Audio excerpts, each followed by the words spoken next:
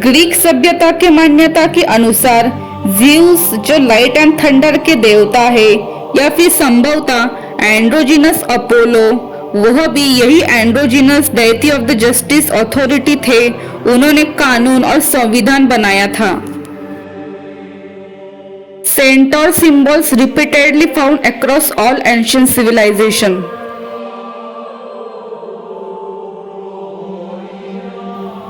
Indus valley सभ्यता के कालीबंगन में हमें सेंटोर्स की मुहरें मिली है। Greek centaur artifacts, Roman centaur statue,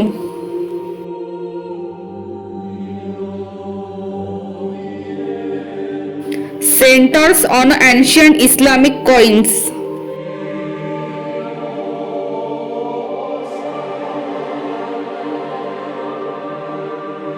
centaurs in ancient Russian arts, और यह androgynous dying and rising authority प्राचीन सभ्यता के लोगों को शायद सबूत देती होगी, जैसे कि मैं लाइट एंड थंडर की अथॉरिटी मेरे पिछले जन्म का और इस जन्म का चेहरा सेम है, तो इससे आत्मा का अस्तित्व सिद्ध होता है। अगर आत्मा है तो आत्मा को बनाने वाला परमात्मा अर्थात ईश्वर भी है।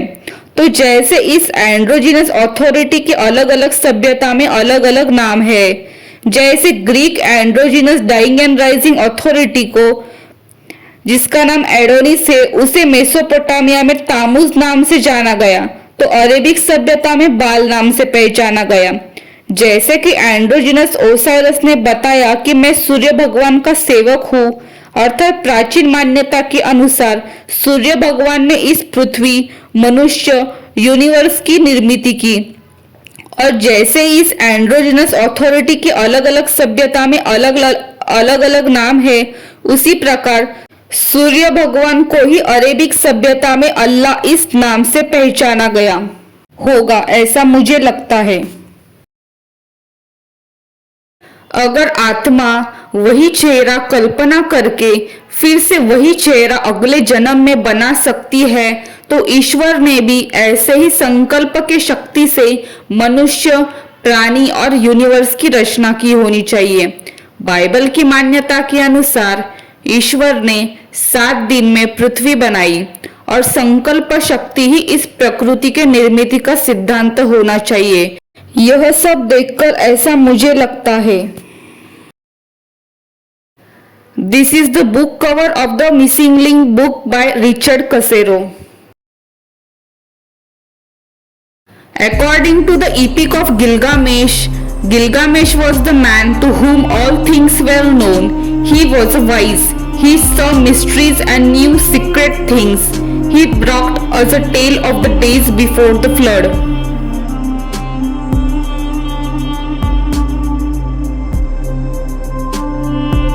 Face reconstruction of Gilgamesh.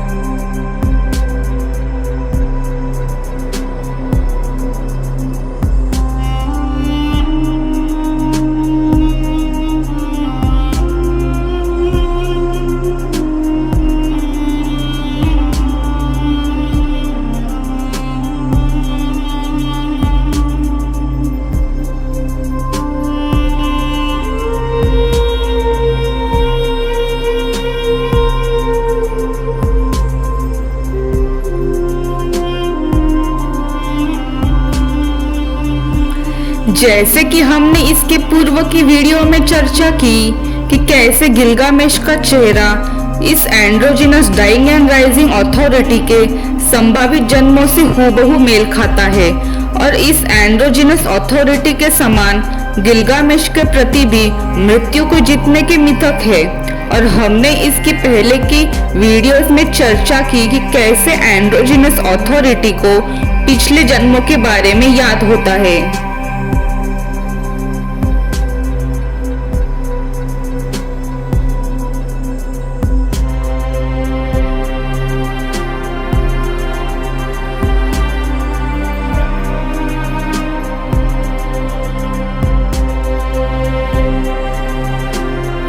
Middle age phase of Gilgamesh.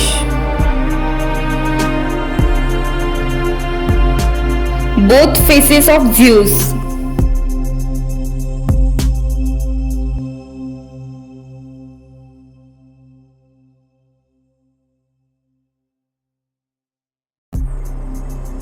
Middle age phase comparison of Zeus and Gilgamesh.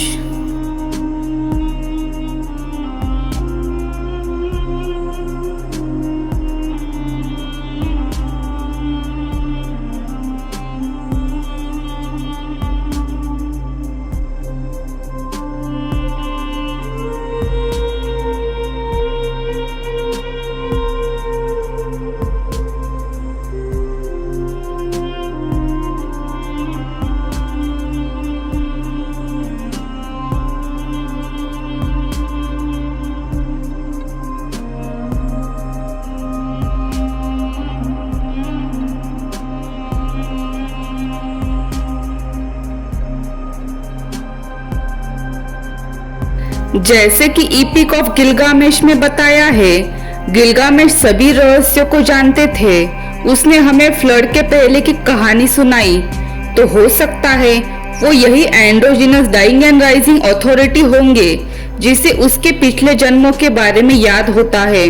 और उन्होंने 2600 बीसी के गिलगामेश के जन्म में उन्होंने सबको उनके 36,000 साल पहले के पोसाइडन के जन्म का सेम चेहरा दिखाकर और 7,000 साल पहले की एंड्रोजिनस अनुनाकी इनकी और ईमा फेरेदून एंड्रोजिनस अनुनाकी मार्दुक और उनका खुद का सेम चेहरा दिखाकर सबको अलग अलग आत्मिक सिद्धांत और बाढ़ में खोई हुई सभ्यता के रहस्य और मान्यता बताई होगी। ऐसा भी हो सकता है, ऐसा हमें लगता है।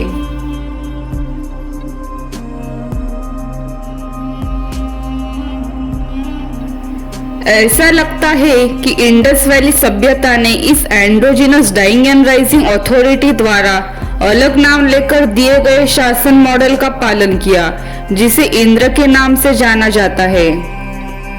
जैसे कि इंद्र लाइट एंड थंडर के देवता है। Centaur found in all the civilization including Indus valley civilization.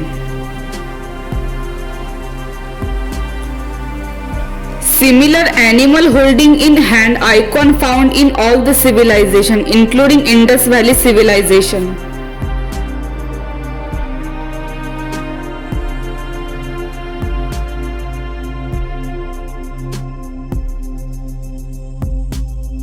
Similar Minotaur man fighting with a lion symbol found in all the civilization including Indus Valley civilization.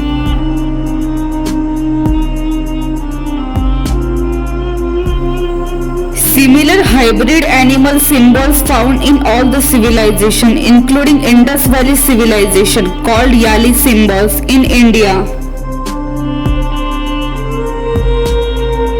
These hybrid animal symbol from Indus Valley civilization depicted above animals might represent various criminal tendencies.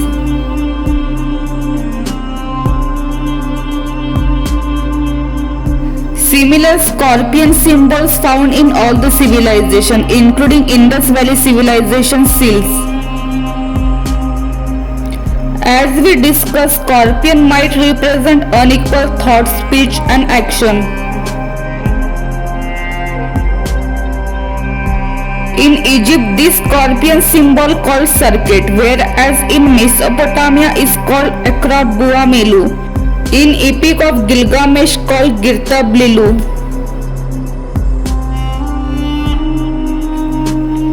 जैसे कि हमने पहले की video में देख चुके हैं कैसे ग्रीक इतिहासकार डायोडोरस ने बताया कि androgynous ओसाइरस dying and rising authority मिस्र से इंडस वैली सभ्यता में आए और इंडस वैली सभ्यता में इंडस रिवर के नजदीक उन्होंने निस्सा शहर की स्थापना की।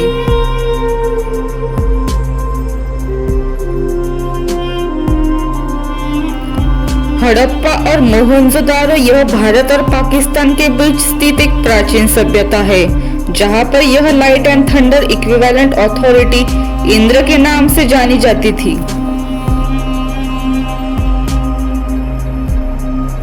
जहां पर ग्रीक इतिहासकार डायोडोरस के अनुसार ओसाइरस ने सिंधु नदी के नजदीक निस्सा नामक शहर को बसाया। ओसाइरस ने ही इजिप्शियन को भी architecture, pyramid, town planning, metal working का ज्ञान दिया था और डाइंग एंड राइजिंग अथॉरिटी का काम है आपदा में खोई हुई सभ्यता की पुनर्स्थापना करना। इंडस वैली सभ्यता से भी हमें यही बंद मुंह को चिन्हांकित करने वाली एलियन फर्टिलिटी के कपल की मूर्तियां मिली है जो इस बात का सबूत देती है कि एंड्रोजिनस अथॉरिटी ने ही इसे उस समय काल में पीछे छोड़ा था।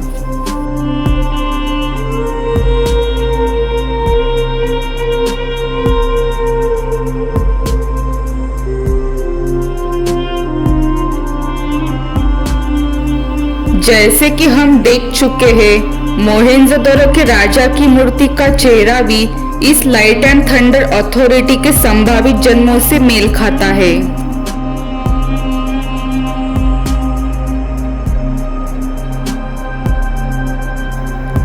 Change hairstyle of Mohenjodaro's priest king. अभी हम मोहनजोदाड़ो के राजा को अलग अलग उम्र के फेस को बुढ़ापे से यंग एज तक के फेस को रिकंस्ट्रक्ट करेंगे।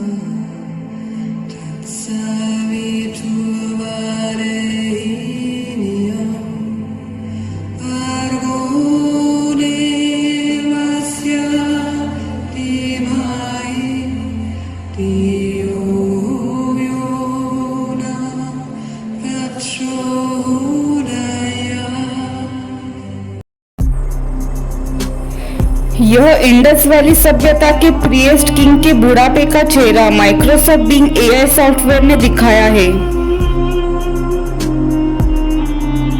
अभी हम मोहनजोदाड़ो के राजा के अलग अलग उम्र के चेहरों को सभ्यता की पुनर्स्थापना करने वाले एंड्रोजिनस अथॉरिटी के संभावित जन्मों के चेहरे से मैच करके देखते हैं। इंडस वैली प्रीस्ट राजा के बुढ़ापे का चेहरा ईमा जामशिद फर्स्ट मैन के चेहरे से हूबहू मेल खाता है। इंडस वैली प्रीस्ट राजा का बुढ़ापे का चेहरा लियोनार्डो के बुढ़ापे के चेहरे के साथ भी हूबहू मेल खाता है। यह भी एक अनसुलझा रहस्य है। इंडस वैली के प्रीस्ट राजा का चेहरा एंड्रोजिनस इनकी के चेहरे के साथ भी हूबहू मेल खाता है। Matching the face of Poseidon and Indus Valley priest king.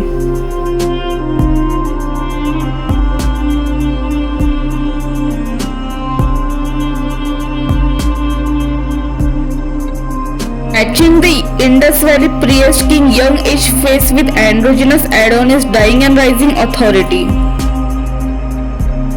Matching the Indus Valley priest king middle age face with Poseidon. Matching the Indus Valley pre-king youth age face with Hermes.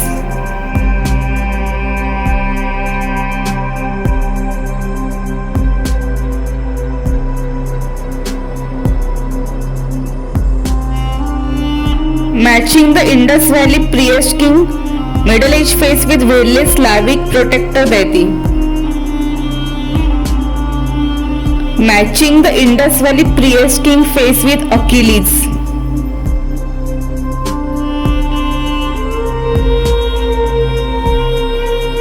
Matching the Indus Valley pre-king face with androgynous Marduk. Matching the Indus Valley pre-king face with androgynous Marduk.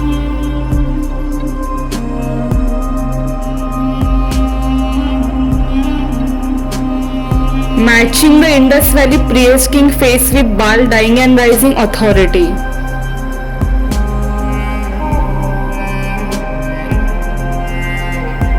Russian Slavic light and thunder के देवता स्वैरोग.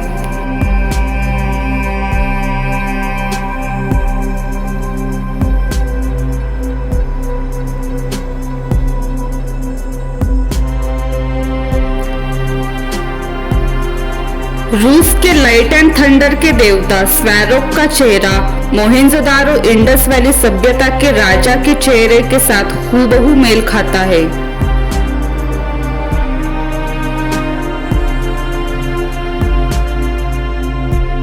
Matching the Indus Valley pre-king young age face with Adonis dying and rising authority.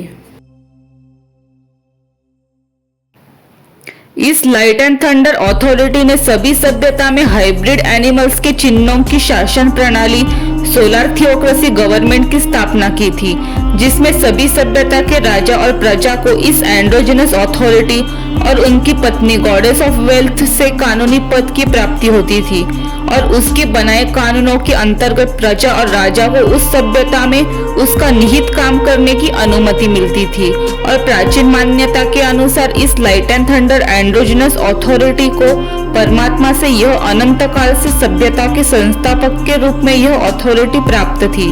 इसलिए androgynous ओसायरस ने खुद को सूर्य भगवान का सेवक बताया.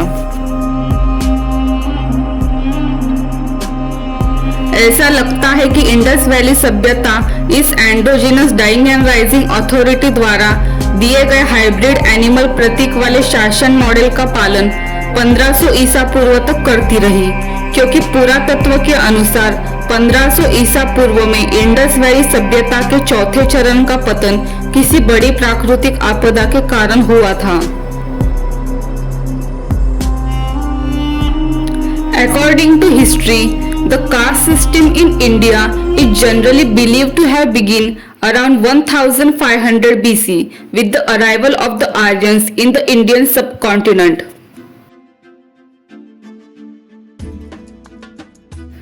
1500 BC में इंडस वैली सभ्यता का पतन हुआ और तभी 1500 BC में वैदिक काल में भारत में मैरिज लॉज में कास्ट सिस्टम एंटर हुई, जिसमें ऐसा प्रतीत होता है इंडस वैली सभ्यता के पतन के साथ हाइब्रिड एनिमल मॉडल की शासन प्रणाली जो इस एंड्रोजिनस अथॉरिटी ने दी होगी उसका भी अंत हो गया. और फिर ऐसा प्रतीत होता है कि 1500 BC के इंडस वैली सभ्यता के किसी माइनोटर स्कॉर्पियन हाइब्रिड फैमिली के क्रिएचर्स ने मिलकर उनकी स्कॉर्पियन स्किल से रैबिट अथॉरिटीज को साइडलाइन करके आत्मिक सम्मान के विरुद्ध उनका खुद का माइनोटर संविधान लागू किया. रैबिट प्रजाति और माइनोटर प्रजाति और स्कॉर्पियन प्रजाति यह क्रॉस स्पीसीज सेम स्पीसीज के आधार पर जो यह शासन प्रणाली थी उसके 1500 BC के पतन के बाद इसके ऊपर से जाति विवाह की प्रथा शुरू की होगी कि आप आपके जाति में ही विवाह करें. पर ऐसा प्रतीत होता है कि इस light and thunder androgynous authority ने फिर से आकर अगले जन्म में आकर उसके ओरिजिनल हाइब्रिड एनिमल शासन प्रणाली को लागू किया होगा और इस मनुस्मृति के अत्याचारी कानूनों को हटा दिया होगा.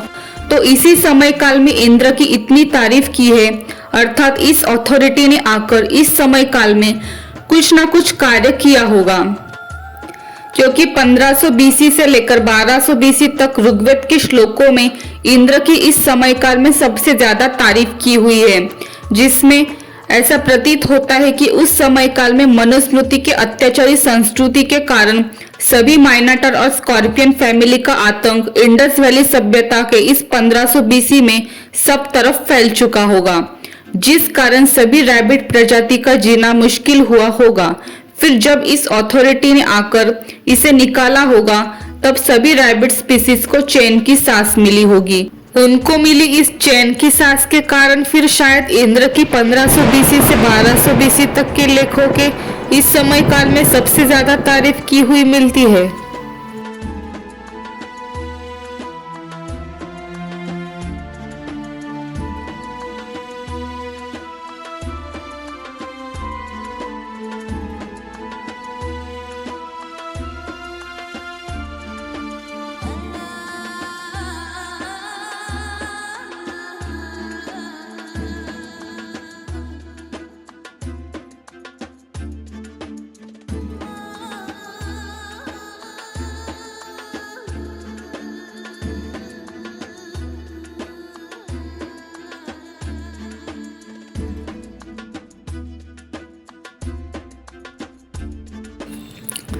और इसकी पहले की वीडियो में हमने देखा कि कैसे माइसिनियन सभ्यता में भी ऐसे लीनियर बीट टैबलेट्स मिले हैं, जिसमें 1500 बीसी के आसपास हर्मिस को 20,000 पुस्तकों का लेखक माना गया है, जिनकी पत्नी एफ्रोडाइटी है। वो इस समय काल में काफी मशहूर हो गए थे। तो शायद 1500 बीसी के इस सभ्यता की पुनर्स्थापना करने वाली एंड्रोजिनस अथॉरिटी ने ही उसके 1500 बीसी के हर्मिस जन्म में इंडस वैली सभ्यता में इस अथॉरिटी का इक्विवेलेंट नाम इंद्र है।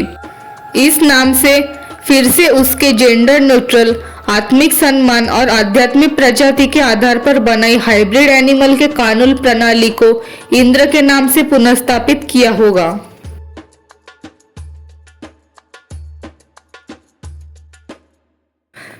पर ऐसा प्रतीत होता है कि इस एंड्रोजिनस अथॉरिटी ने बाद में आकर फिर से उसके मनसावाचक कर्मना के आधार पर बनी हाइब्रिड एनिमल्स के चिन्हों की कानून प्रणाली को पूरे भारत के एजुकेशन सिस्टम में पुनर्स्थापित किया। परंतु मनुस्मृति की मान्यता इस माइनोटर फैमिली के प्रतिनिधियों द्वारा कई विलेज प्लेसेस की मानसिकता में से इसे छोड़ा नहीं गया, और यह एक कुछ विलेज जगहों पर यह अत्याचारी मानसिकता एक जनरेशन से दूसरी जनरेशन में पास होती गई, और प्राकृतिक आपदा में सभ्यता के पतन के बाद धर्म के नाम पर फिर से इसे ही माइनाटर फैमिली के प्रतिनिधियों द्वारा इसे ही पूरे भारतवर्ष में प्रचार किया गया, जिसकी चर्चा हम आने वाले वीडियोस में करेंगे।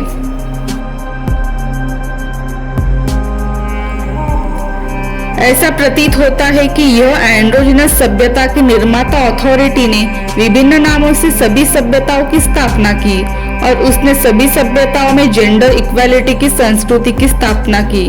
जैसे कि यूरोप, होपी, रूस आदि में इसके प्रमाण पाए जाते हैं, जो भारत से बेहतर कानून प्रतीत होते हैं। लेकिन सिंधु घाटी सभ्यता में भी ऐसा लगता है कि जेंडर इक्वालिटी मौजूद थी। 1500 ईसा पूर्व में जाति व्यवस्था के साथ भारतीय समाज में किसी माइनोटर पैट्रियार्ची अथॉरिटी ने जेंडर इक्वालिटी के कानूनों को भ्रष्ट कर दिया और एक पुरुष प्रधान सामाजिक ढांचा स्थापित कर दिया। संभवतः इसलिए इस अथॉरिटी ने सभी सभ्यताओं में अलग अलग नाम धारण किए, ताकि यदि एक राष्ट्र की संस्कृति उसके नाम पर भ्रष्ट हो जाए तो यह भ्रष्टाचार सभी संस्कृतियों में न फैले, क्योंकि एक बार जब समाज भ्रष्ट हो जाता है तो माइनोटर स्कॉर्पियन फैमिली ऐसे भ्रष्ट चीजों को पसंद करने लगती है और उन्हें आसानी से छोड़ना नहीं चाहती। हर्मिस का फेस भी इसी एंड्रोजिनस अथॉरिटी के बाकी संभावित जन्मों से हूबहू मेल खाता है, और हर्मिस ने भी सभ्यता के लिए महत्वपूर्ण ज्ञान दिया।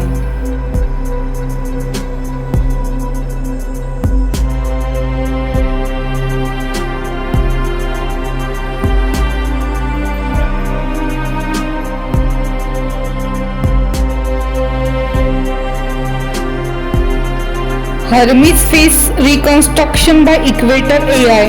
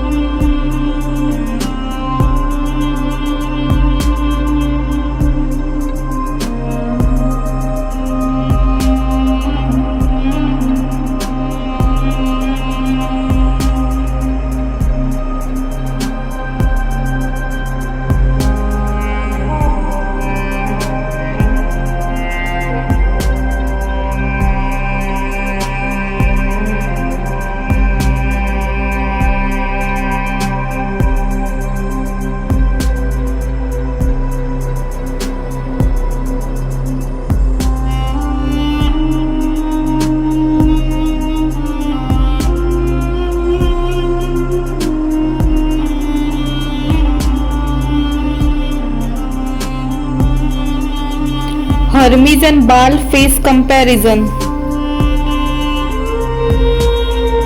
Hermes and Adonis face comparison. Hercules and Hermes face comparison. Androgynous Inky and Hermes face comparison. Poseidon and Hermes face comparison.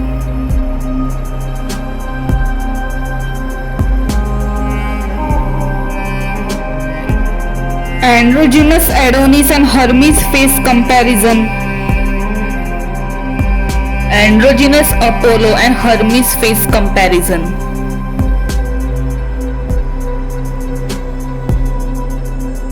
Rigveda Mandala 1 hymn 32 describe Indra's heroic slaying of the serpent Vritra.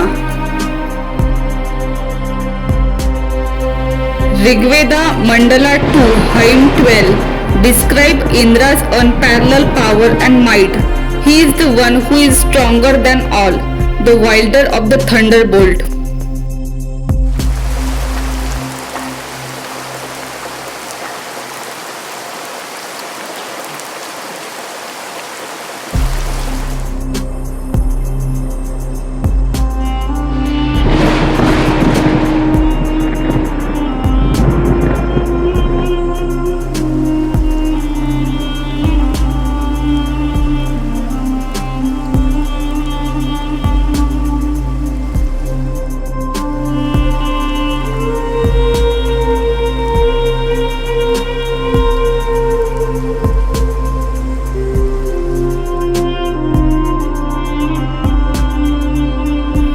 तो इसकी पहले की videos में हमने देखा कि कैसे इस एंड्रोजिनस अथॉरिटी के पास सुपरनैचुरल पावर्स होने का वर्णन अलग अलग सभ्यता में किया गया है। तो सभ्यता के पतन के बाद यह इसकी पहले की सभ्यता के सबूत कि इस अथॉरिटी के पास सुपरनैचुरल पावर्स है, इसके सबूत सभ्यता के पतन के साथ खत्म हुए होंगे। पर 1500 बीसी में इस अथॉरिटी ने वापस आकर उसकी पावर को दिखाया होगा। इसलिए इस समय काल के 1500 बीसी के इस श्लोक में इंद्र का वर्णन सुपरनैचुरल पावर्स के साथ किया गया है।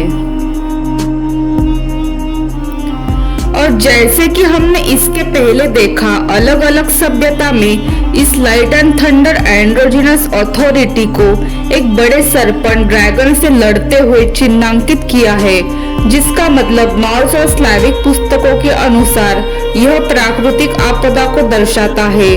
और इस अथॉरिटी का काम है बाढ़ में खोई हुई सभ्यता की पुनर्स्थापना करना। और ऋग्वेद में भी सरपंच वृत्रा का वर्णन इस प्रकार किया है कि उसने वृत्र को मारा, जिसने जल को रोक रखा था और नदियों को स्वतंत्र रूप से बहने दिया। अर्थात इस चिन्ह का संबंध फिर से प्राकृतिक आपदा से होने का सबूत हमें मिलता है। अर्थात इंद्र जो लाइट एंड थंडर के देवता है, उन्होंने प्राकृतिक आपदा से लड़कर सभ्यता की पुनर्स्थापना की।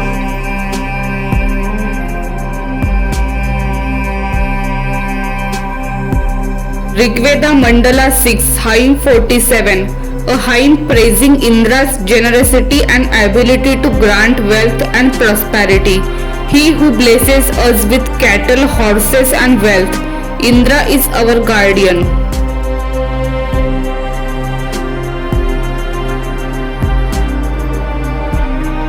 जैसे कि इंद्र को वैदिक समय काल में दैत्य ऑफ वेल्थ संबोधित किया है, उसी प्रकार हर्मिस को भी ग्रीक सभ्यता में 1500 बीसी की एक ही समय काल में दैत्य ऑफ वेल्थ संबोधित किया गया है। I am king of Mohenjo-daro. My sculpture also symbolized closed mouth expression. I am king of Mohenjo-daro. My sculpture also symbolized closed mouth expression.